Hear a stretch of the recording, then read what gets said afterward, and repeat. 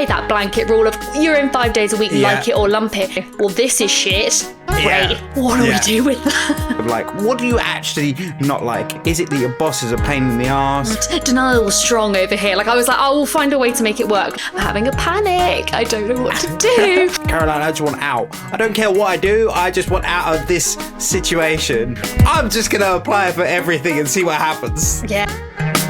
What would you be happy to spend 35 hours a week thinking about, talking about, kind of working on? 35 hours focusing on one thing. Woof. I don't even think I can come up with something. We're constantly going around going, okay, how can we save money here? Right, I've cancelled every subscription known to man. Your partner comes back, you've just sold the sofa. He comes back and I'm like, I don't think we need 2 TVs. All right, we're going to sell this one. It's on Facebook Marketplace. You don't have a choice. Welcome back to the Not Quite Pod. Today we've got Caroline with us. Caroline, do you just quickly want to introduce yourself and let everyone know a bit about yourself? Yeah, no worries. So, hi, my name is Caroline. I'm a career coach. I specialise in helping people in their 20s and 30s to basically work out what they want to do with their careers. And that's essentially, I spend all day, every day talking about work, which might be some people's nightmare. That does sound like a bit of a nightmare, but also it's such a hot topic because I feel like every person you ever speak to goes through this exact thing of shit. Am I in the right role? Should I be doing something different? What the hell do I do? What am I good at? What's my name? How old am I? It just turns into this whole game. What actually got you into it? Like, where did it all start? Well, I basically went through that exact feeling. I used to. So I haven't always done this. I used to work in advertising. So started my career working in creative agencies, absolutely just fell into that post-uni. Like, I wanted to work in TV, but that seemingly was quite hard. So I was like, right, what's sort of adjacent? Went, okay, I'll work in advertising because they're on TV. Logic. But essentially, I would always say, about 6 months in, I was like, I'm not sure this is it. And because everyone else around me loved it. Like, I was sitting in rooms with people who were like really passionate about what we were doing. And I'm going, all right, well, I'm good at this because I'm very organized. I like my clients, that bit sort of kind of is fine. But the actual work itself, I was like, okay. So I had that feeling pretty early on. Stayed in it for almost a decade. Wow. So denial was strong over here. Like, I was like, I will find a way to make it work. Like, I worked in 3 different departments. I worked in different organisations. Like, I moved around.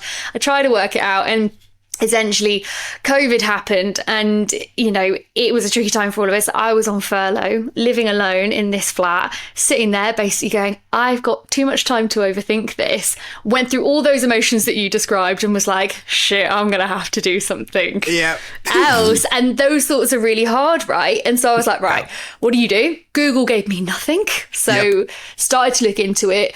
Basically found that anyone who was kind of existing in the career coaching space was like trying to talk to CEOs, right? They were trying to talk to the senior leadership teams, like, because for absolute transparency, that's where the money is. When you're talking on that type of conversation, you can charge a big kind of salary for it and a big kind of paycheck for that. And I was like, well, that's great because I'm at the top, kind of other end of the spectrum of that, going, I'm having a panic. I don't know what to do.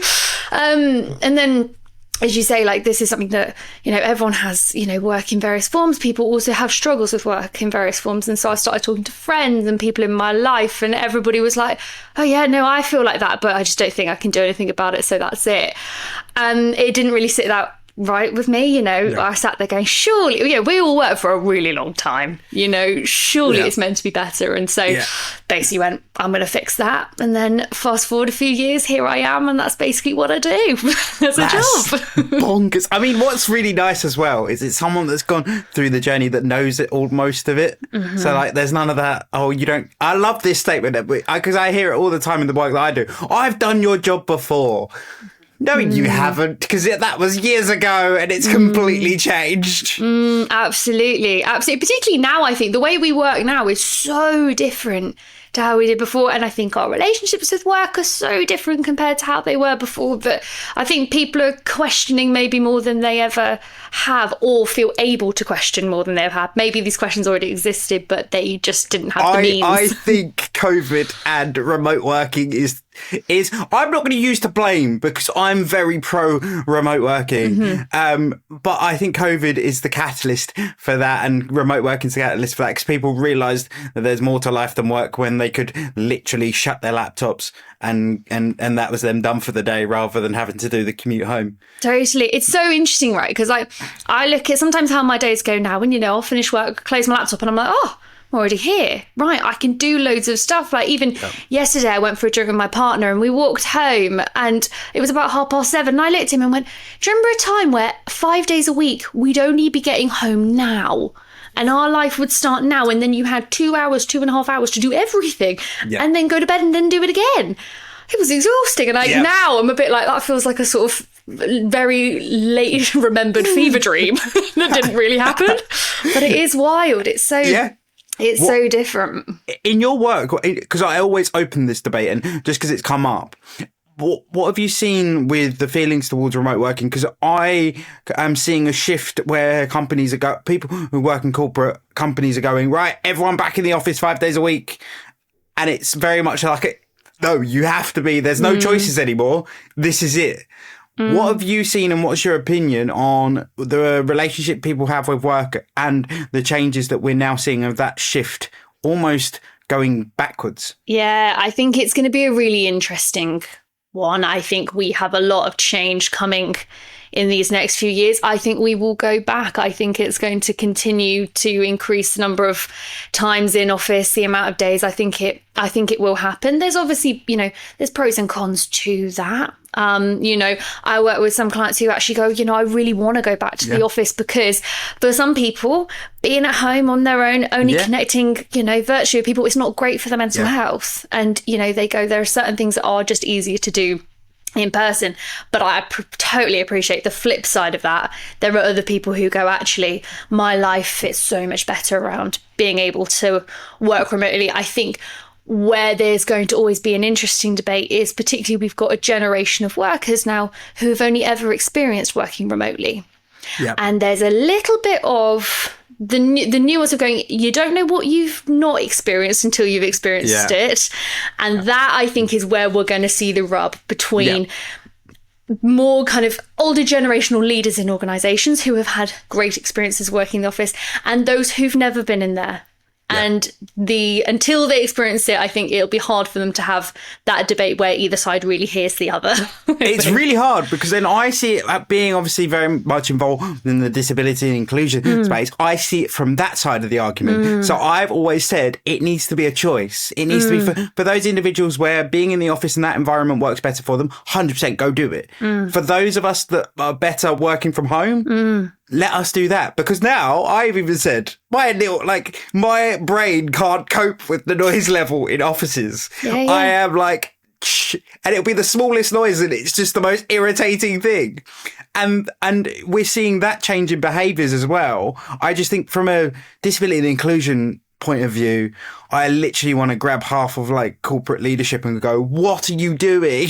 And I also wonder how much that nods to a lack of understanding around what it means to truly implement kind of diversity and inclusion policies across all different needs. And I think it's an incredibly nuanced topic, which I think the headlines when big companies just make, as you say, that blanket rule of you're in 5 days a week, like it or lump it, is really difficult. And I think there's a lack of awareness, not in all organisations, and we can't broad brushstroke that. But I definitely think that we have to be considerate about how we support, people in all different ways. And, remote working's been brilliant because it's given some people access to careers that they would never have been able to have before. And I think that is an incredible thing. And it would be such a shame to lose that simply based on an office mandate. It is. It's crazy. And then also, I think the recruitment pool you have access to is far larger. If location isn't an issue, then it's just, I think I can never I mean, I need to get someone on to explain the logic behind it. I cannot work out, right? Corporate companies go, right, I'm going to spend £1 million on this wonderful office. And the reason I'm going to force everyone in is because suddenly I've spent all this money. When I'm like, you could literally have bought some laptops. I know there's a lot more to it, but in the nuance of it, you could have literally halved your overheads. Yeah, totally. I think it really varies on industry, right? I think and I can reflect back on that from having worked in the creative industries, both in an in-office world and also in a remote world. It's a different type of work. I think you have, when we're thinking about ideas for ad campaigns, there is something in the energy of being in a room physically together and, with, if you're advertising a product, being able to see it, hold it, be in the physical space with it. There is a value in that. And when I was working with lots of creatives, they would often say, I miss that bit. Part of it, yeah. But to your point on choice, they also loved the ability that when they were having a day where they were like, I can't think of any ideas, which happens, it's really hard to be creative on cue. I think it's a real tricky thing. They love to have the choice to then go, actually, I need to go and work from home for the afternoon. I need to be in my own space, and being able to have that flexibility. And so I think there's a world where it can work, but there's a real trust element that has to That is the biggest issue with it, isn't it? That's still sort of the underlying feeling is almost like everyone coming back into the office is essentially a bums on seats exercise of like, so everyone is in the office between 9 and 5. It's unusual. I mean, I suppose being of this, I suppose I was in the middle. So I've done office time and then I've done the remote thing. And I think I've just, I'm full remote camp. Yeah, it's funny, really. Like now I work fully remote, work for myself, and it's allowed me to do things that I never have dreamed of before. I work with people all over the world, which would never, ever have happened if our world hadn't changed and remote working hadn't become such a normal process. I was talking to a client this morning and she's in America, and I was chatting with her on DMs and she was like, oh, I'll see you tomorrow. She's like, admittedly it's 6 a.m. my time, but that'll be fine. And I was like, that would have never happened before, would it? Yeah, two of my closest friends, I originally met them online. Yeah, it's amazing, isn't it? One of them at the time lived in Mexico, so we had that exact thing of, right, what's the time difference? And every time my brain wouldn't let me remember it. So I'd be like, wait, what time is that for you? Yeah, it's hard, honestly. I spend so much time with, like, you can set your Google Calendar to have all your time zones up, and I'm always like, oh God, my time zone maths is not good. So thank God that's there. Coming on to a bit more, I mean, we've gone on a bit of a tangent. Yes, absolutely. Coming a bit more onto like the work that you do, what do clients often come to you with? And I know that's a very, sounds a very silly question, but in terms of like when they come to you, what stage are they at? Are they at that, oh shit, what do I do? And then also, how do you then guide them through that process? Yeah, for sure. I mean, the main purpose of my work is basically to help young professionals feel in control of their careers. And that shows up in a few different ways. One of the ways it shows up, which is quite common, is oh shit, I'm on the wrong path, but I don't know how to navigate my way through that. Yep. For other people, it's I found the right path, but I just don't know how to move myself forward, or I don't know how to get to where I want to go in the space that I'm in. Those are the two most common ways. So it's often about either finding a path that works better for them, or finding a way to make the path that they're already on work better for them. And the work for that always, but to be honest, starts in a similar place in both, because I always think it's really hard to solve a problem if you don't know what the problem is, Yeah. And so they come to it going, okay, I need to find a solution to this. But oftentimes I think we have a lack of clarity on what actually is the thing that makes us unhappy. And so the work always starts there. It's always sitting there going, okay, what isn't working for you? When really, because I think it's very easy for everyone to make broad statements of going, I hate my job. I hate my job. Okay, but what about your job do you hate? Because we can't fix the fact that you hate your job, but we can fix the things that are making your job feel intolerable. And that's the difference, right? Because I think you have to have that level of understanding and clarity to then be able to form a path forward. It's not that productive to sit in a space to just go, well, this is shit. Great. What do we do with that? How do you reframe it for clients in terms of a lot of the time we're in that situation where like I said, we just like, oh, I hate this, I want out. But then obviously the instant thing is you can't get out. So you need to find a way of gamifying it. So how do you take the client on that journey of like, what do you actually not like? Is it like the day-to-day mundane tasks that you have to do? Is it that your boss is a pain in the ass?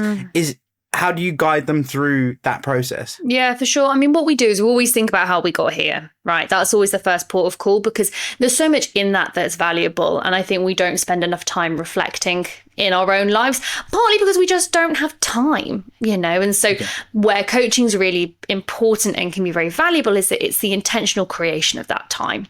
And lots of people just don't have space for that. And so it takes doing something like working with someone like me to go, actually, I'm going to spend the next 50 minutes thinking about this shit, because there's always going to be more in life to do. The washing always needs to get done. The dishwasher's always full. There's always that Netflix show you want to watch. Like, to make the choice to sit in that space is quite powerful. So there's that in just the kind of broad bones of where it's helpful. But what we always start with is going, okay, how did we get here?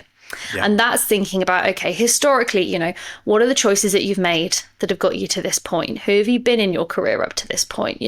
What's the stuff that's worked well for you? What's the stuff that hasn't? And sitting in a place of actually, going, what made it like that? What made it feel like that? How did you interpret that? And not sitting in the space of allowing the broad brush kind of strokes of going, it was shit. Okay, well, what was what was happening there that made it feel shit?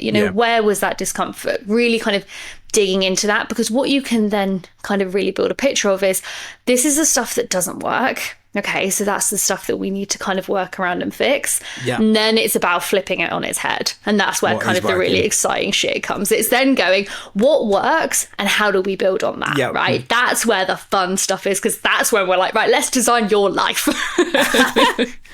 And that's a cool space to be in.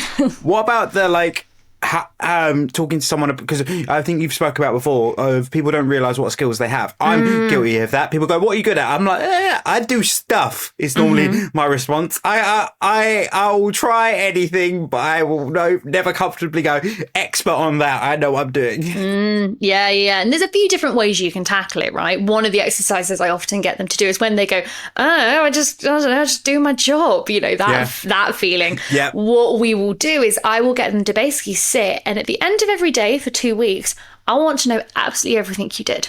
I want you to write down that's intense. Everything. It is, right? But again, to that point of, we don't spend enough time thinking about anything because we're too busy thinking about the next thing. We don't think about where we've been. And so what we do is we go, okay, let's go through what you've done that day. Really kind of write all that stuff out. Get a clearer picture, because you'd be amazed what you're spending your time on that you don't realise. Absolutely amazed. There's so much stuff you do that's just autopilot that's actually really valuable.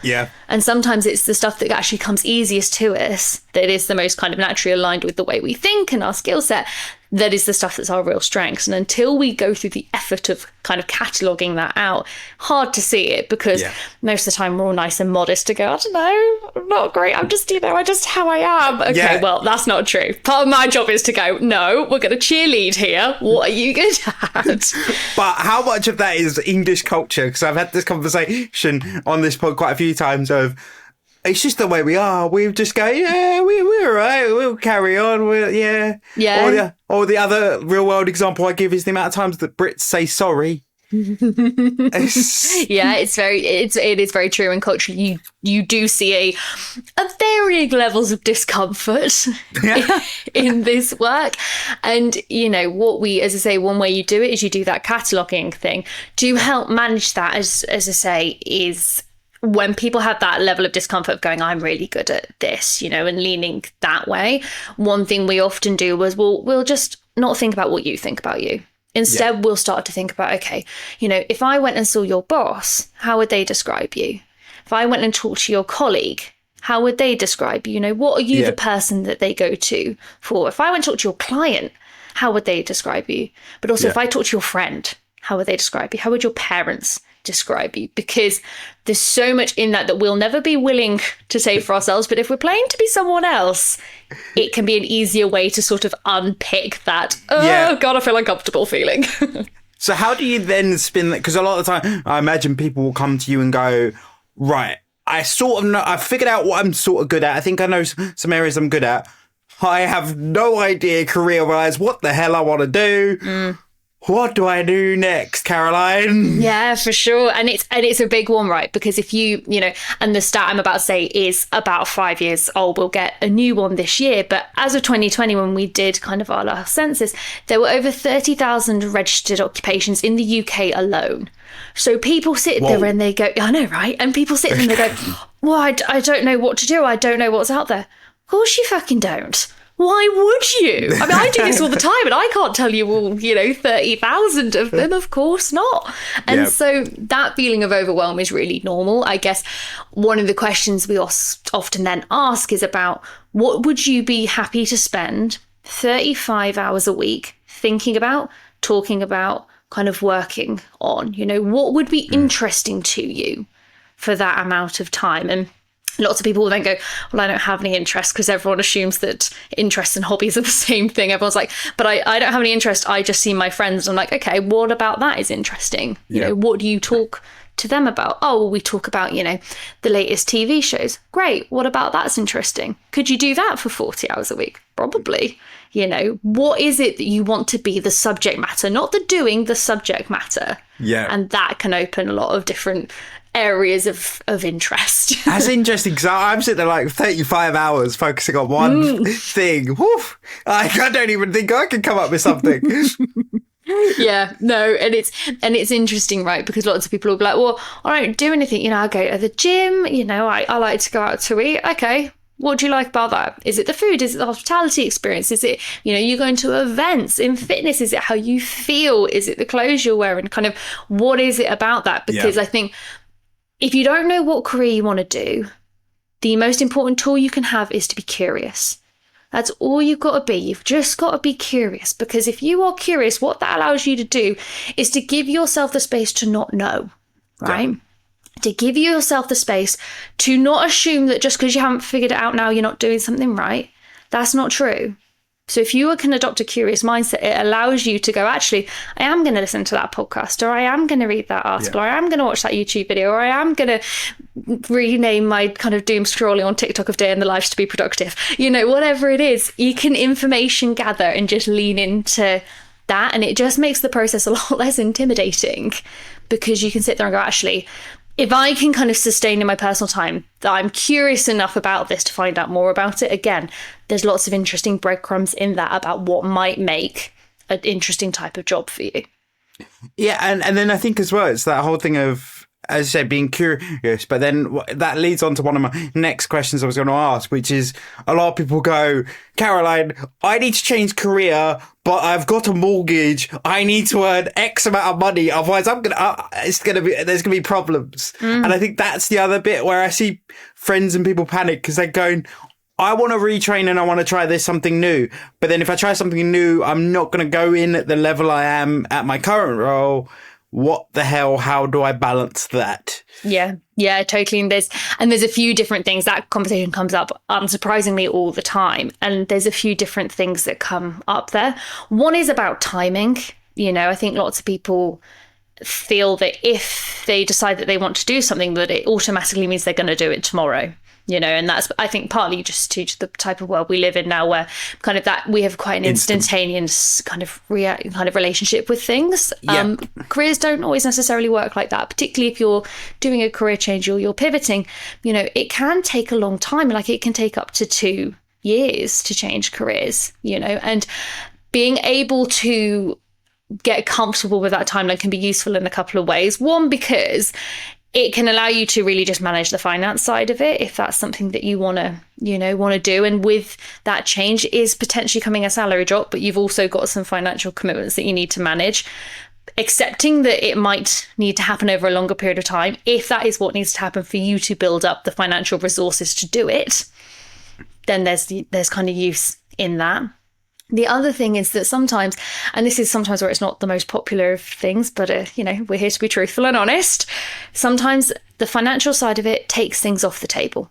It just does, and that is not often the thing that people want to hear. It's not often the thing that feels that comfortable. But unfortunately, unless we win the lottery, sometimes there's just stuff that isn't possible. I have lots of clients who go, God, I'd love to go and, work in the charity sector, but they're coming from something like a law, for example. Law, famous for incredibly high salaries. Charity sector, famous for not having very high salaries. And sometimes the gap is just too big. And sometimes that is one of the kind of uncomfortable things that we have to reconcile. But then it becomes about, okay, not wallowing in that, but going, okay, how do we then make that feel better? I suppose it's then also about how, if it's something you really want to do, how can you then adapt your life to kind of better manage that? Yeah. But then that comes in, I suppose, the debate of people say, like, but then that means that our lives do revolve around work. And that's something that people, I'll try to steer out of, but then I'm always in a very weird place with it, because I'm like, the whole debate of like money makes the world go round, I always look at it and go, kind of does. And it's hard, and I think that's where one of my real bugbears with careers commentary online comes in a little bit, where I think the online narrative is very easy to not see the nuance of that, and to sort of, we live in a world where extreme views get clicks, and therefore we often kind of consume content at kind of either end of that spectrum. And so lots of people either get the, work shouldn't be everything, decentralize it, and kind of really, really push that without any clarity of financially how that works. Or we get the other way, where we're in real kind of corporate boss, I'm earning everything under the sun, and there's a lot of the regular people live in the middle. I often think, and it is really hard. And oftentimes if we land in that place, then it's about how do you make work better for you within the constraints of what you've got. How do you make it work better? Because just because, you can't fuck it all off and go do something totally different if that's where you're at, that doesn't mean we can't improve what you've got at the moment. What are some steps that some people can look at if they're looking at better sort of managing their time and better managing their work structure? What are some things they can look at? I know obviously that's a very wide question without knowing the actual client, but what are some sort of examples you could give of reworking it to better suit them? In terms of kind of how they use their time and the boundaries around that? Or? Yeah, and also like how you say, obviously, getting it so that life kind of fits, life and work better fit together. What are some things to look at? Because I think oftentimes we just get stuck in, but I've always done it this way. So like I've always been in the office at 9 and finished at 5, and that's just how I do. So those are the hours that I have to do. And what sort of things can you look at to sort of better amalgamate the two? Yeah, for sure. I mean, one of the things that has been coming up a lot recently is about energy. So rather than thinking about work in terms of time, think about it in terms of energy. And that's about how you use your day. So when we do that work, we're going actually kind of, what is the main diet of my work in every single day? It's also thinking about, what's the stuff that gives me energy? What's the stuff that I leave that either kind of interaction or task doing that puts my energy up? And then what's the stuff that, neutral, it's fine, I can get through it, doesn't kind of push me up either way. And then what's the stuff that you're like, actually, that's, I leave that feeling depleted, or I finished that task and it was heavy on me. And one of the things, particularly, if you don't have the ability to work completely flexibly, or, you are operating in a space where you've got mandated days in, or you've got mandated office hours, or, you're existing within the confines of what your employer's asking of you, one things we often think about is how much control have you got in terms of how you shape your day. And oftentimes that can be about just being clever with going, actually, if you've got a load of tasks, for example, that are quite energy draining, it's about putting them together. Put them together, because then they don't bleed into the rest of your day. And actually you keep the things that kind of make you feel good, the things that kind of give you energy, they exist in a different part of your day. And oftentimes then you leave that space going, actually, that was not a bad day. Whereas if you kind of pepper in things that make you feel like shit all the time, you consistently are on this kind of roller coaster of going, I don't feel like I'm in control of my time. I don't feel like I'm in kind of control of how I structure my day. And as I say, this oftentimes I think gets talked about a lot by people who are self-employed, because they have the luxury. I'm very fortunate. I am self-employed. I have the luxury of structuring my day how I want. And so I say it with an awareness that not everyone can do it to the total freedom that I can. And as I say, lots of people online will show you how to do it, but they are often the boss. But when you are operating in an organization, it just can be a worthwhile exercise to think about, just as I say, to reclaim a little bit of control of how you're using your time, your headspace, and your emotions in your work to help it work a little bit better for who you are and where you're at. I suppose it also is that thing of like almost eat the frog first. That mentality of eat the frog first. And sometimes I'm guilty of that. I always look at it and go, I really should just do that. But I am notorious for peppering in because I'm like, a little bit of discomfort throughout the day is better than just punch me in the face first thing in the morning. Yeah, absolutely. It's one of those things. I'm so with you. I'm like, when I'm really good, I've done my frogs are first. I've done the frogs. But, we all have days where it just don't work like that, either because we just can't be asked or because the day went in a way that we didn't expect. And I think that's another thing about kind of careers, to try your best to let go of perfectionism in your career development. And that shows up in lots of ways. It shows up on the day-to-day of how you do things. You won't do it perfectly all the time. That's okay. Learn from it. But all the way through to choosing of jobs. If you choose a job and you don't enjoy it, that's okay. Because you didn't go into that with the assumption that I'm going to absolutely hate this. Yeah. You did your best with what you could. As long as you learn from it, that's all that matters. And this is the kind of, as I say, giving yourself the freedom to flex and grow and learn and change. Yeah. That I think we don't often allow ourselves because we're like, we must get it perfect. And I think pressure's a lot. And the productivity thing of like, we've got to be so productive. I think I saw a thing the other day of like normalizing the fact that some days we don't get as much done as other days we get loads done. And there seems to be this like, oh no, I need to be hitting this bar every time. And while aiming for the stars is great, normalizing the fact of, like I had a day the other day where I was like, I did definitely not get anywhere near as much as I hoped I'd get done today because things just didn't work or my brain just wasn't in it.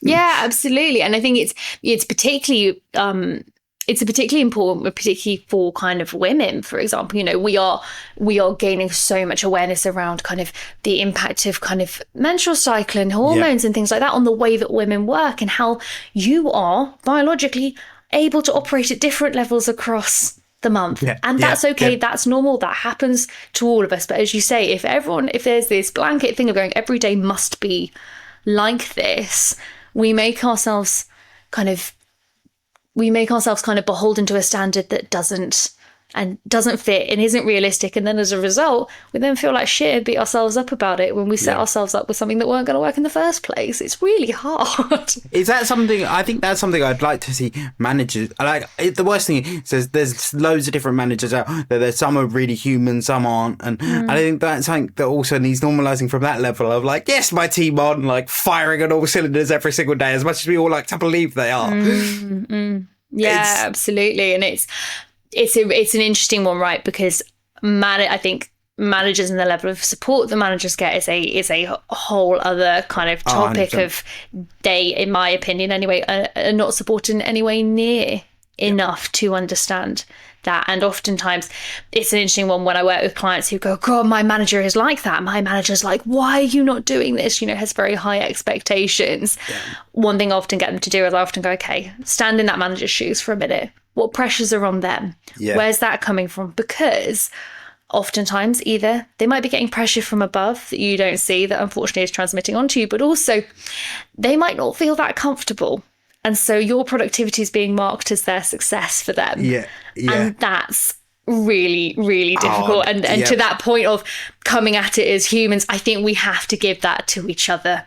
I think we hold our managers at a very, very high standard. But I would love to see that, yes, our managers treat us as humans, but we also treat our managers as humans. To be fair, I always find whenever I've managed managers that will show their human side more, those are the ones that I've connected with more because I almost trust them more because I'm like, okay, yeah, you're not bulletproof either. That's fine. Yeah, absolutely. And, there's so much psychology around the foundations of trust, and vulnerability is one of them. But vulnerability is a kind of fast track to building trust, and it's something that often isn't encouraged. Particularly in some organizations, if they've got a very results driven culture, we don't have time to be vulnerable because we are making money, or doing the thing. And actually, you're so right. Any kind of any kind of humanness, relatability, any vulnerableness that we allow into that space ultimately benefits everybody. But we all then have a responsibility to, I think, create an environment where we all feel safe to share like that. Because I think that's the other challenge as well, when you've got the more traditional approach to management of very like strict and hard and fast straight lines, that then becomes quite difficult to manage as someone that wants to be quite person first. I've always been person first. Like with anyone that I've supported or managed, it's very much like, no, I'm not perfect. I'm basically here so that if you have a problem, I am the one that fixes it. Or if you mess up, I am the one that fixes it. It's essentially my role. Yeah, I mean, I'm sure it won't surprise you given the line of work I'm in. I was like that. You know, in the management of my teams, I was exactly like that. And it will be an interesting one to watch, I think, as kind of work culture develops, because, as I say, where we've got a deficit in the amount of management training and support managers are given, most people learn to manage because they mirror the management that they've had. Yeah. So that'll be interesting, because I think, you know, if you ever end up on the side of TikTok that has the kind of millennial manager, oh yeah, been there, yeah, I'm there. all those videos, it will just be really interesting to see where we've got millennial managers operating at the moment who I think take a lot of that approach of going, I'm just going to, you know, really try and support you and invest in you and do the best I can with that. I will be fascinated to see when the next generation become managers, because that's what they'll be role modeling off, and that will be really interesting. Especially because I think for me it's really interesting, because I mean I've only managed very small teams here and there, but my approach to management's got very sharply twisted because I had a struggle when first starting out in my career of a manager that the way he managed didn't work with me. So that's the kind of been the thing of like, I don't want to be that. So I'm going to be completely the opposite. Yeah, absolutely. And it's a really interesting one, right? We see it all the time where when I ask people, okay, tell me about your experiences of managing, and then I ask them to tell me about how they manage, the dotted lines between the two are clear as day to see. And it can be helpful and unhelpful, because people need different types of management. And being a manager, if you're a great one, you're a bit of a chameleon and you can flex that. Yeah. And that is definitely something that we see a lot of, is people modeling what came before, of either this worked really well so I want to be like it, or this was an absolute nightmare, and if I'm like this I will be so upset with myself. It's that whole thing, if I turn out like that, punch me in the face. Yeah, been there. I've got some managers running through my mind. What about oftentimes the debate of when we're talking about career changes, the debate comes up of always, I'm going to go be self-employed. Because if I'm self-employed, I can do what I want, manage my own time, I have no one to report to, it's me. But then I know you've done some content around, like, some people do just fit better in the corporate structure. How do you explore that with clients? Because I think my natural instinct is, I was one of those, like, oh no, self-employment, that's the way forward. Where I never actually considered some people just, they just better off in the corporate environment of, this is the structure, this is how it works, this is what we do. Absolutely. It's the most important question, I think, to ask someone when they come into my world and they say that, they go, I want to be self-employed. I want the freedom of my own time. I want to be my own boss. I want the financial freedom. You know, they list out all the benefits of being self-employed. The question is then, self-employed doing what? Yep. Doing what? Because it's still work. Yeah. And that, I think, is the thing that people often forget, because unfortunately, again, this is about kind of the narrative that we all get kind of fed a lot, and what we're all consuming is, people talk a lot about the benefits of self-employment. They don't talk about the work that goes into being self-employed, and also the struggles that go into being self-employed at times. And so I have a lot of people who come to me and go, I want to be self-employed, and I ask that question of, okay, doing what? And they're like, and I'm like, oh, fucking hell. Okay. And that's... We've got some work to do. Yeah, and that's okay. Like, you know, we can find the thing if it's something that you really want to do. But my view is that, and this is a little bit just based on my own experience, but self-employment is really hard. It's a very, very challenging way to work, because there is kind of uncapped things in terms of time, and in theory there's uncapped things in terms of finances, but also the flip side of that is that It's it can come incredibly down. demanding. Yeah. It's incredibly demanding. And I think you have to really want to do the thing that you do to be able to weather the hard times in order to get the good times. You know, I was talking to a colleague the other day and we were talking around this debate and saying, you know, the thing about self-employment is we often talk about kind of the benefits of it, but the benefits are earned. But unfortunately, we're so used to seeing the end product of people's journeys. Yeah, not the first bit. Yeah. And so it's always a really interesting one. And that's, as I say, not to be off-putting to people, because I love being self-employed. It's wonderful. And if you are in a place where you go, I want to do it, but I don't know what it is, then absolutely explore it. See if you can find your thing. But for some people, there are kind of, particularly for those who really value stability, particularly for those who like to have a sense of consistency, knowing kind of where their money is going. You know, you don't get things like pension contributions when you're self-employed. That's actually quite major, and it's one of the really unsexy things that we have to talk about. You don't get sick days, you don't get private health insurance if that's in your benefits list. You know, yes, you can take all this leave, but you're always thinking about it. You know, there's two sides of this, and for some people they go, actually, do you know what, the ag of that's just not worth it, and that's okay. I really want to normalize that being okay for people to choose. 100%. I think as well, there's so much less to think about whenever we think of doing a PAYE job. I'd love how to really think about that then. And like, it's just, it's a lot more straightforward, where self-employment, I think I've been very fortunate whenever I think of eventually becoming self-employed, both my parents are. So I've seen it. I've seen the up, the down, I've seen the chaos. I've seen the whole thing. And I'm like, I still want to do it, but shit, that's hard. But that I always think is the most important thing to go into it with, is that's such a useful life experience for you to have had, to have seen that, to have lived with that, to have built that awareness, and then still sit in the place of going, I think I want to do it. Then that for me is often an indicator that you will be successful in doing it. I think where it can cause issue is when people haven't either had, or, and you don't have to have obviously lived with self-employed parents to have that perspective, but to have spent the time considering that there might not be quite such a rosy side to it.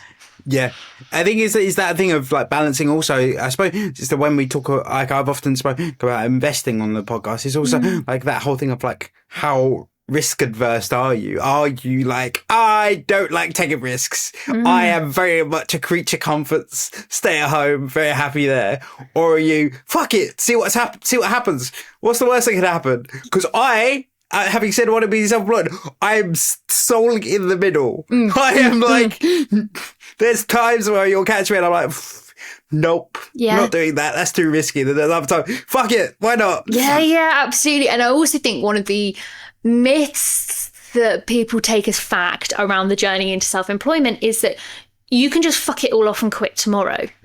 For some people, if they exist, as you say, on the risk-taking end of life, and they love that feeling, then absolutely fuck it all off and go for it. Like if that works, if that works for you and that's what you want to do, cool, go for it.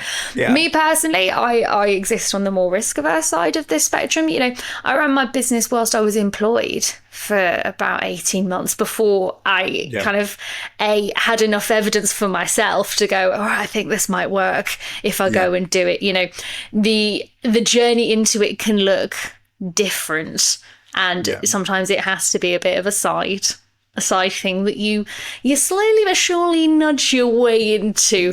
But again, we don't often talk about that bit because that's not the bit that's sexy to watch online. No, it's always, but then also I think as well, people need to talk about that more, because that's really, I think that'd be quite impressive to follow someone's journey of like, we started here, we made like a couple of £100 a day or whatever the number is. Now I can now comfortably do this. And that would be quite an impressive journey to start. In fact, for you, what was that journey like? And also, if you don't mind me asking, what was that journey like? And also, what was it like as well, realizing, shit, I can do this? Really, really hard. And it was an interesting one because I basically retrained and hit a point where I was like, okay, actually, you know, I think this is it. And it's partly how I started posting on TikTok, because I was like, I feel like TikTok will work because no one from my office will see it. Because you know how if someone makes a new Instagram account, it's then like, oh, you know so-and-so because they're in your contacts.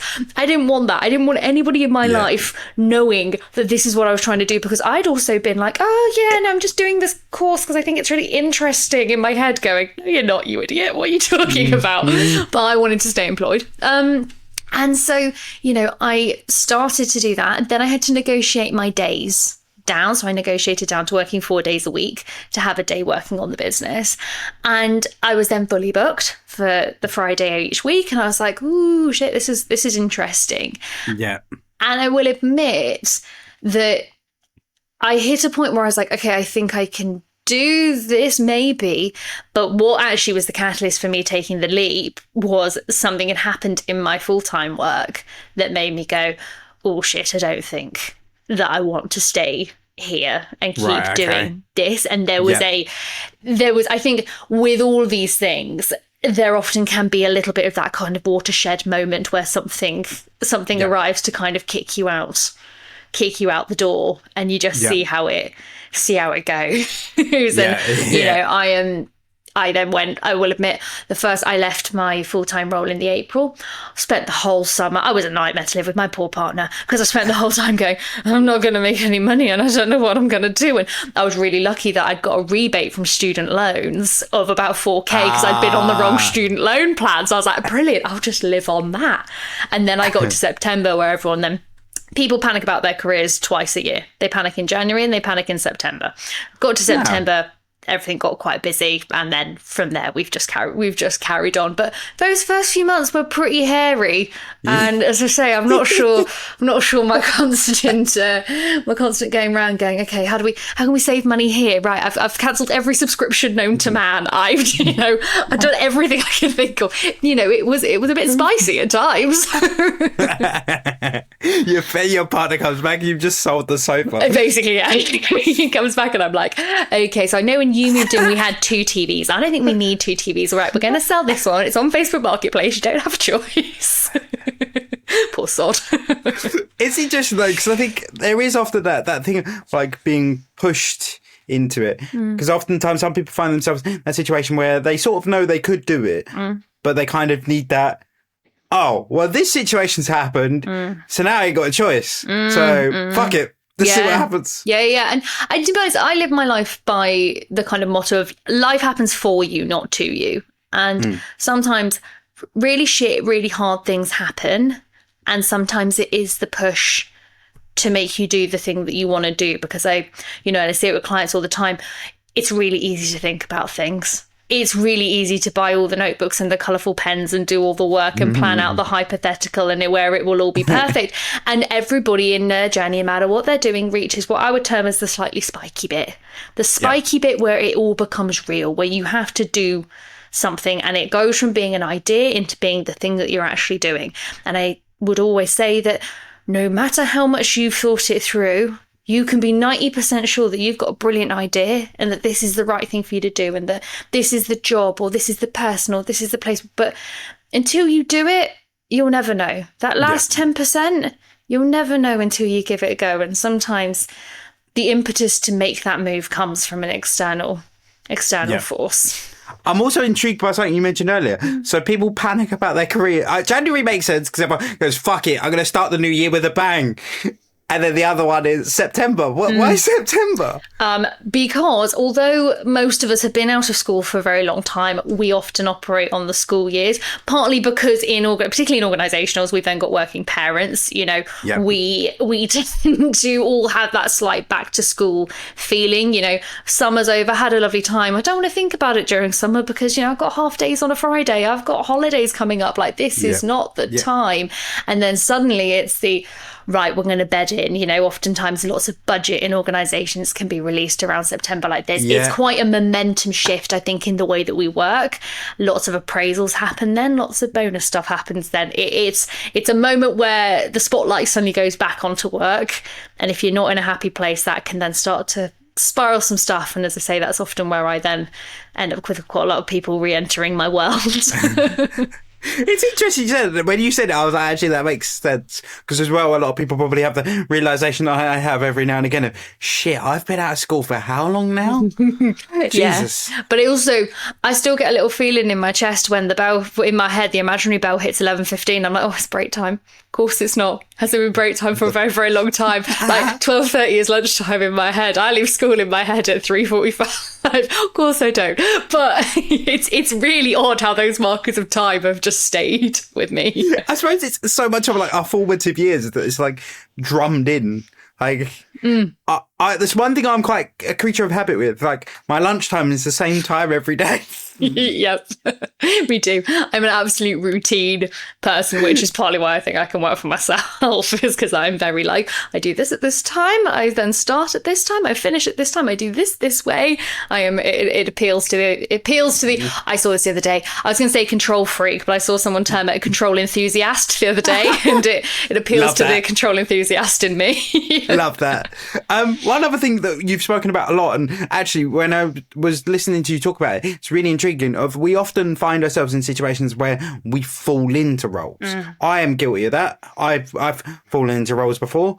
How do you navigate that? Because I think sometimes it comes to that thing of like, maybe you've been made redundant, something's happened, you've had to make that shift of, I just need something.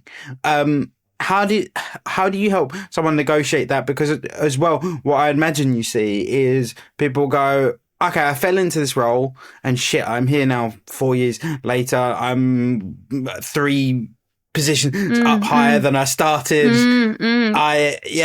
How do you help someone negotiate that? Because oftentimes, again, it comes back to that debate of, this is what I do now. This is how much I earn. I want to change it, but I kind of don't know how to shift out of it because I didn't come into this with like, oh, I want to be this and this is the skill set I bring. I kind of fell into it and I have apparently some skill sets that work for this, but I don't know what they are. Yeah, totally.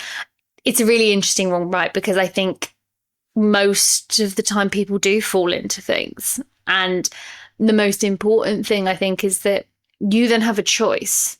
You can fall into it, but you do have a choice as to whether you stay there, and you have the choice to go, actually, okay, did I fall into this and this was the best happy accident I could have wished for? And actually I'm off on a path that's really interesting to me and I'm going to be quite intentional about how I build that. Yeah. But also if you fall into it and go, oh shit, this isn't it. And, redundancy is a really good one, right? There's lots of discussion around, redundancy is very difficult. When your role is made redundant, you might have to make some moves that are not ideal in terms of what you really want to do. But, to the kind of discussion around finances that we had earlier, sometimes you got to do what you got to do, right? And so you can end up in places where you go, ooh, this wasn't it. But you have a choice as to A, do you get that job and then stay? Or do you want to carry on and try and then find something that goes from there? Or do you want to stay in this role but make the best of it? Do you want to make it work for you? Do you want to rinse it for all it's worth in terms of skills building and experience to move that forward? I think where falling into a role goes wrong is people assume that as they fell into it, they lost all sense of control over their career and they sort of just handed that over and gave that away. That isn't true. And sometimes a lot of my work is helping people remember that actually this is your life. If you want to do something with it, if you want it to be different or better or work better for you, you got the power to do that. And that might be really little things. It might be little things about, as we've talked about earlier, around how you structure your day and your energy. But you can control that. If you want to go look for a new job, okay, start the effort, start looking, start exploring. It all starts with you when it comes to your career. I think the hard thing with when we explore new careers and stuff, I think I know myself going through it, it's such a demoralizing time because you'll put all this effort into applications and they go absolutely nowhere. While I appreciate that hiring teams are very busy, they're it's normally underfunded, understaffed. It's a whole thing. But I think that's the other thing is the mental toll. I say that as well as a disabled individual where there's a whole extra layer that people go, hang on, no, you guys had it bad. We had it like so bad. Yeah, absolutely. And it's really tough. It's really tough. And I wish that, I think we're working towards improving it, but it's definitely not where it should be. And I think the experience for job seekers, but also hiring managers, leaves a lot to be desired at the moment. And I think there's a lot of stuff of everyone going, right, AI is the answer, AI will fix it all. But again, yes and no. Great for streamlining some things, absolutely dehumanizing in a literal and metaphorical sense in another way. I think when it comes to job search, the important thing to remember is that like 50% of the reason why you will get a job, or you have a chance of getting a job in kind of the job application process, 50% of that is yours. You are responsible for that.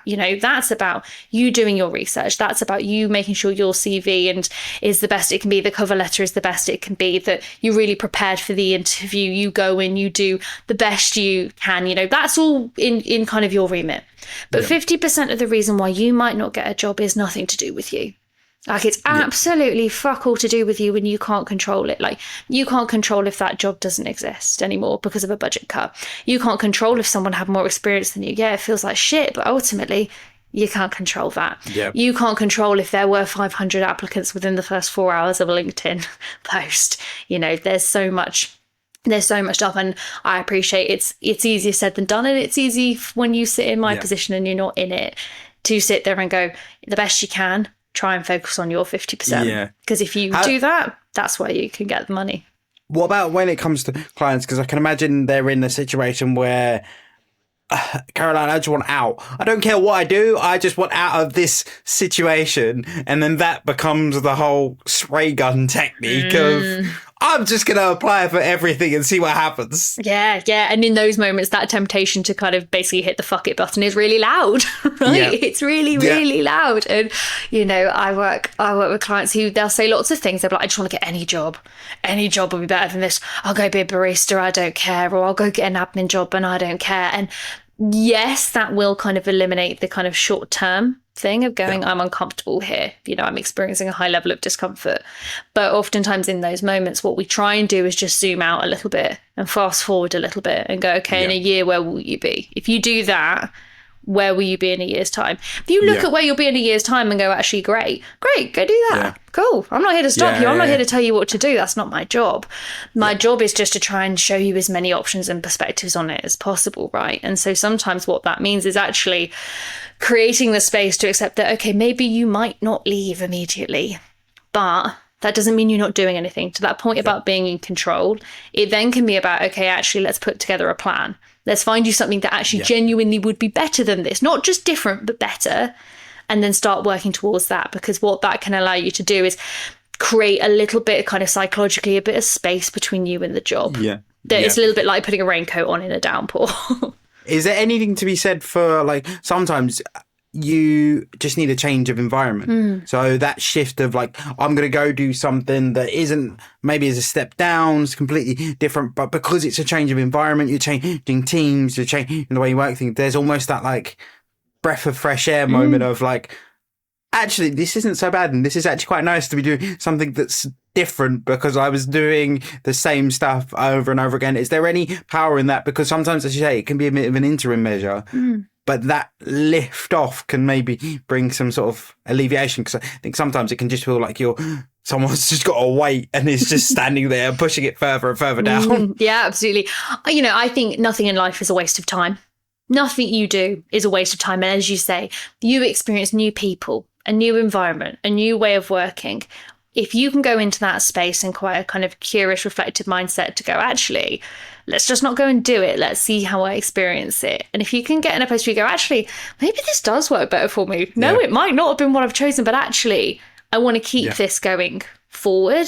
Then I always think that is a valuable thing to do. As I say, I think as long as we stay kind of reflective and learning in everything that we do, we will continuously improve our careers, because your career is a lifelong project. You can just continuously add to it and make it better. And that's what we want. It's a long-term optimization process. And sometimes just experiencing new things gives you new data to work with, which is helpful. I think as well, there's something to be said for like that ability of just take a step back. Like I know myself of just, allow yourself to try something different. I think one thing I've realised for myself recently is my my work scenario is so much around the people I work with. The work is what it is. But if the people I work with are a good team, then that's where I see the value, and that's where I sort of now am leaning into of going, actually, it's the people I'm bothered about, because I sit there and go, you spend more time with them than you do your family members. So if I have a decent manager that I get along well with, a team that I get along well with, it's going to make that whole journey so much easier. Yeah, absolutely. I always think that's quite a horrifying stat when it's like you spend more time with your colleagues than you do your partner. But it is so true. And as you touch on there, they have the power to really make or break your experience of work. And it is important. And then lastly, before we finish off, I want to ask you a couple of questions about for young people, and not to kind of do you out of a job, because I don't think it would, but in terms of people not making the mistakes that we're seeing people make now of going into roles where they're not happy, they're struggling, and while you're never going to know unless you do it, is there any advice you would give to younger people, maybe fresh out of school, going, Caroline, I have no idea what I want to do. Mum hates her job. Dad hates her job. My sister hates her life. What do I do? Yeah, totally. Well, that's where that brings it back into that point of what are you interested in, right? Because if you've not got any or very little experience of working in the working world and being in employment, you haven't really got that to leverage against, right? So then it's about going, okay, what are you interested in? And really thinking about that. And again, if lots of people will then be like, well, I don't know, because I say I go out with my friends, but, or I like going to the football, or I like playing Fortnite, whatever it is, lean into that, see what exists in those spaces. Yeah. Again, be curious about what is out there, but also try and relieve some pressure on yourself. I think a lot of conversations I have with people, particularly, in that kind of leaving school, leaving uni, like there's lots of kind of pressure points that exist at that point where they all go, I've got to go get my dream job. I've got to make it. And I'm running out of time. This concept that they've not got enough time turns up all the time. And actually a year doing something will give, and doing kind of anything really, will give you so much useful data that you can then use to inform that. Sometimes I think the first job isn't always going to be the perfect thing, and that's okay. What we want you to do is try and find something that you're interested in. That's a good place to start. If you start there, you can't go that wrong. But then just continuously to learn and monitor and keep an eye on what you're enjoying, what you're not enjoying, where's that going, and then use that to make informed decisions. I think those mistakes that you alluded to kind of come from a place where we don't think about it before we do it.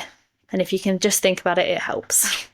I think as well is that I'm thinking of the kids that are fresh GCSE. So there's that whole doubt of like, I don't know what grades I'm going to get. So I don't know what to start looking at, and I don't know where to start exploring. And I think as well, there's a lot to be said. I am very much in the camp of like social media is positive, but there is a lot to be said for this whole narrative that 22-year-old millionaires are just bowling about and doing what they do. And I think that's what the expectation often is like, oh, I need to find the perfect job, hit it big, or make my way up the ranks really quickly. And it's a really hard narrative to try and follow, because I can see why people want to follow it. I almost fell into it of like, yeah, you do. You just want to come out, and because you feel like if you get to the top really quickly, you've just got all this time sort of, I think the idea is that you're just like chilling. Yeah. I'm like, no, that's not how that works. Yeah. And I think it's a really hard one, because it's one of those conversations that makes you sound a little bit like your parent, where you go, life's really long, and you're like, yeah, thanks, Dad. Like, it's a really difficult conversation to have without sounding like a parent or sounding slightly patronizing with it. But I mean it with the best intent of, life is really long. You're gonna work for a really long time, and you can really cock it up and do it wrong like I did, and you will still be okay. And I've still got to do this for another 30 years. That's quite a long time still. And I'll probably do something else at some point, knowing because you're going to change and grow, and who you are at 16, 17, 18, 21, you will be a different person by the time you hit your 30s, by the time you hit your 40s. Like, as I say, if you treat your career like a lifelong project, you can't go that far wrong, because what that allows you to do is it allows you to grow and change and make different choices that align with who you are going to be at different points of your life. You're just going to follow that with, don't forget to pay into your pension, folks, and max out. Yes. What listeners can't see is my very sarcastic thumbs up that came with that. And what about when it comes to CVs? Is there any advice you can give young people when it comes to CVs? Because I think as well, there's a lot. It's hard when you first leave school because, again, you've not got that experience. You're kind of padding it out with what you have got, kind of mashing things together and trying to make yourself sound like a genius when actually you're still trying to figure stuff out, as we all are. Is there any advice you can give also for anyone, really? Because I think CVs is still a skill that kind of gets overlooked very often because there is that element of employers, and we have that approach of like, they're never going to get back to us anyway. So what's the point in spending ages on my CV? Because I'm just going to get 6 months down the line, I go, you're unsuccessful. And I'll be sat there like, oh, no shit, you don't say. Yeah, absolutely. I guess 3 things. First thing is, absolutely, if you want to, you can use AI to help you write your CV. It can help you take some of the legwork out of it. Absolutely do that. What you do not do is submit just the AI made version. What you have to do is use it for information and use it for inspiration. And then you want to come back and read through it and make sure it sounds like you. Make sure it's sounding like it was written by a person, making sure that it's using words that you would actually use. You know, if you're never going to use the word sporadically, I don't know why it's in there. You know, like, I want to know that it was written by a person, because I appreciate where the job market is hard and people go, you know, quantity over quality, the temptation to find the easy route every time. I absolutely empathize with it, but it can actually be hurting you. So that is, if you can take a couple of minutes to go back through it and just, as I say, make sure it reads like it was written by a person, that can be really helpful. So that's the first thing. Second thing is just around when you write your CV, the more experience you get, the more inclined we often, I think, get to assume that everyone knows what we're talking about. And so when you've written your CV, read it back and read it from the position of assuming that you know nothing about you. You know nothing about the person that is on that page. Do you have enough context to make that all understandable? Yeah. You know, does that acronym need to be spelled out? When you talk about that project, how many people were involved in it? How many deliverables were there? You know, when you talk about the initiative that you run, do you need to explain what that initiative is before you explain why it was so brilliant and the results you got? You know, we often undersell ourselves because we kind of make things too hard to find. So that's kind of the second thing. Third thing is just about, particularly if you are in that space of padding out your CV, the most important thing is to remember that you can make your own experience, you know, and that means kind of it's sitting in a space of going, actually, what can I do to show that I'm genuinely interested in this, particularly when you're going into an entry-level space where, you know, the expectation isn't necessarily that you've had relevant experience, although I do keep seeing entry-level jobs that are like, we need 3 to 4 years experience. I'm like, well, that's not entry-level, is it? Don't start me off.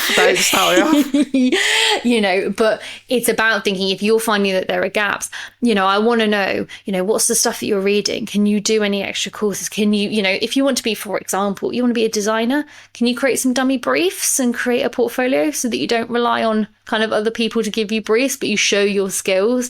You know, you have to be a little bit creative of it. But again, to that point around, you can be in control if you choose to take the action. You can create your own experience here to help you feel like you've got more that's kind of tangible for you to talk about on your CV. And another thing I often see on CVs as well is people don't know when to like stop listing. Of like, oh, I've done all these jobs now and I'm just going to keep listing them off. What's your advice on that in terms of keeping your CV sort of concise, in terms of a lot of time you see people with like huge histories? Yeah, for sure. And there's cultural nuance on this, right? Because in the US, you will see the CVs are often kind of around a page. In the UK, it's much more normal to have 2 pages. Rule of thumb I would often apply is that when you are listing out all your different experiences, weighting in terms of amount of information should be the most recent jobs have more information. As you go down, we start to just then pull out the really key highlights, the really core things. I personally, which is not an answer to your question, but whilst we're on CVs, I personally love a hobbies and interests section. I think they're really valuable. Me too. I think they are, partly also because if you're the interviewer, it just gives you something to ask that's not about work. Like, there's a lot of value in there to help kind of build an understanding of how you would fit into a company culture, to show that you're a person outside of your work, for you to, because lots of people, as we've alluded to earlier, go, just the people that I'm going to work with, they're really important to me. Okay, well, how are you going to get a sense of what the person's like if you've only talked to them about the supply chain projects that you worked on? To be fair, I'm completely there. Like, whenever I've interviewed, it's like, I want to know a bit about them, because also there's an element of, are they going to fit in the team? Like, is their narrative going to fit in the team? And I think that's such a big thing, because then that's where we talk about, you spend more time with your team members than you do your family members. So you got to kind of make sure the team's as cohesive as possible. Yeah, So absolutely. then having those hobbies on, go, right, Charlie's really into this. He knows all about this. He does this. He's really intrigued about this. This is a really weird hobby. Let's talk to him about that. Yeah, absolutely. And, I think it is one of those things where it can often become the thing that people talk to you so much more about than your job, Sometimes, depending on how you view it and how they're doing, do you want to put that you're a massive, Villa supporter on your CV? Do you want to put that in there because it gives you something to talk about? Is that a big part of who you are? Maybe, clients who do amazing things outside of their jobs that also really help them how they perform in their job. And if they're not on their CV, how would they know? Like, there's so much to it. The only thing I would say, and this is more just a funny thing to add on, I'm always reluctant with the pod and everything else, more so because I've got very personal topics that are covered, and I'm like, oh, don't know if a manager's gonna like that. And I always find it really weird when team members like my stuff, and I'm like, I don't know how I feel about that. Yeah, no, I know what you mean. I think it's a good point. Be strategic about it, Yeah. Put that you like baking, that's nice and neutral. But I think that's also a thing about creating content that exists online. Well, I just put it out there and I'm like, I don't think anybody sees this. Obviously they do. It's my whole business. But what? Oh, it's all right. I've done content around disability and intimacy. So that's where I start panicking and going, shit, that's out on that. It's out there now forevermore. Yes.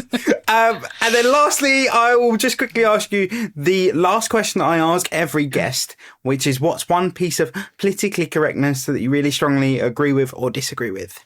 Oh, okay. This will sound ridiculous, but I really, really stand by it as a view. I really think that no one in their life really needs to have an iron. And by that, I mean that they're really difficult to use. B, most things that we're made of now, you can just hang them up and they will dry. There is no need to iron things, basically, ever. C, just hang them up in the shower and see what that does. And if you really want to get something really looking perfect, buy a steamer. I think the iron industry really, it's just taking our money when we don't need it, and it's an antiquated device that we all seem to feel like we have to have in our households. It's also a danger hazard. The amount of times, Also, it's really difficult to use. And also the amount of times that I will have sort of, either I'll wake up in the middle of the night being like, have I left it on? Or I've left the house and I'm like, have I left it? Of course I haven't. And that says more about me and the way my mind works more than anything. But again, just unnecessary. It's unnecessary and I don't like it. I completely, I'm with you there. Also, from an accessibility point of view, steamer is your friend. Yes. Just saying. Yes, absolutely.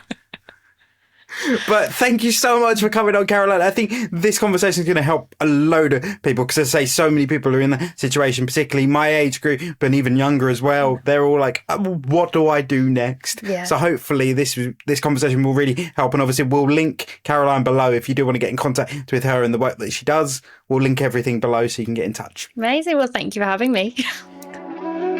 Thank you so much for tuning into this week's episode of the Not Quite Podcast. Please make sure you follow us on TikTok and Instagram to get regular updates about the podcast.